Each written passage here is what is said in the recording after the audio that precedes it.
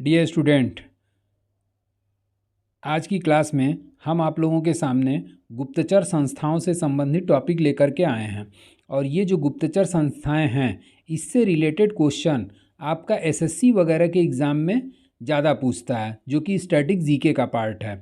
और ये जान लीजिए कि एसएससी में आपका जब तक स्टैटिक जीके पे अच्छी पकड़ नहीं रहेगी, तो जीके के प्रश्नों में आपका एक तरीके से नंबर ऑफ क्वेश्चन की संख्या बढ़ने की संभावना बहुत कम हो जाती है।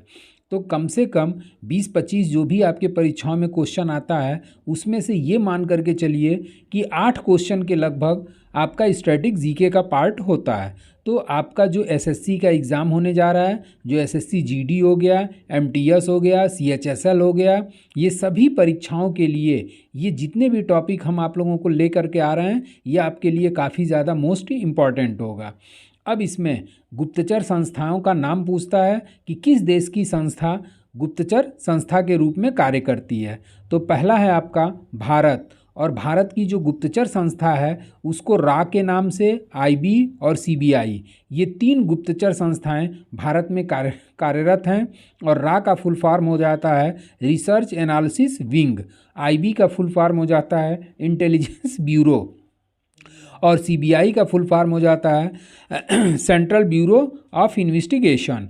रूस के जो आपका गुप्तचर संस्था का नाम है वो है आपका केजीबी, और इसका फुल फॉर्म बहुत लंबा है, इस वजह से मैंने इसका फुल फॉर्म आप लोगों को यहाँ पे मेंशन नहीं किया। और इसका फुल फॉर्म जो है वो आपके परीक्षाओं में पूछेगा भी नहीं, क्योंकि जो इसका फुल फॉर्म है वो कमितेत गोसूर इस्ते बोगनई बोर्जो पास्तो नोस्ती है।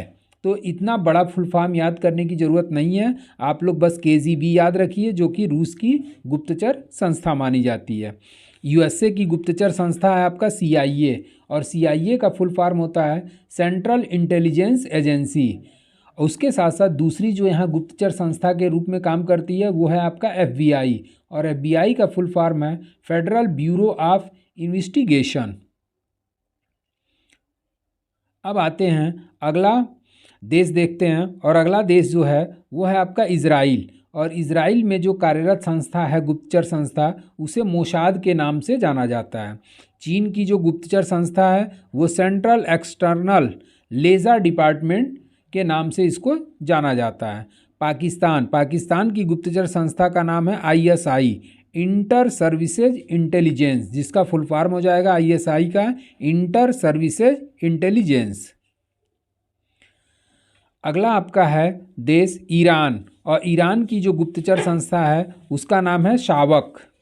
उसके बाद से मिस्र की गुप्तचर संस्था का नाम है मुखबरात, जबकि यूनाइटेड किंगडम की जो गुप्तचर संस्था है वो मिलिट्री इंटेलिजेंस स्पेशल, पहला है आपका मिलिट्री इंटेलिजेंस, दूसरा है आपका स्पेशल ब्रांच, तीसरा है आपका ज्वाइंट इंटेलिजेंस ऑर्गेनाइजेशन, और चौथा आपका है अल मुखबरात।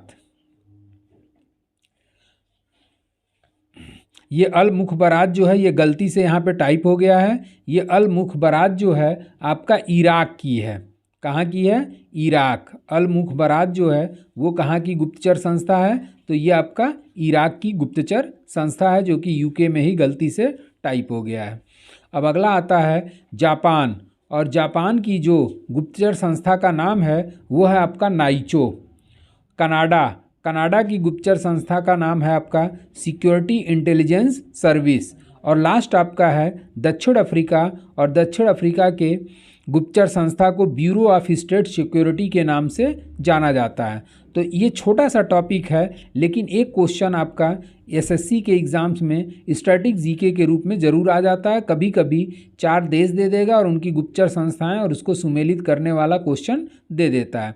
इसी तरीके से आपका अभी एसएससी का हमने पेपर ऑब्ज़र्व किया, उसमें आपका विभिन्न देशों के राजनीतिक दलों का नाम भी पूछ देता है कि कौन सा दल जो है किस देश में रजिस्टर्ड है या किस देश का राजनीतिक दल माना जाता है। तो ये सारी स्टैटिक जीके से रिलेटेड जितने भी आपके क्वेश्चंस वगैरह बनते हैं स्टैटिक जीके पे, मैं एक एक करके आपके सामने प्रोवाइड कराऊंगा। आज के लिए बस इतना ही। Thank you so much.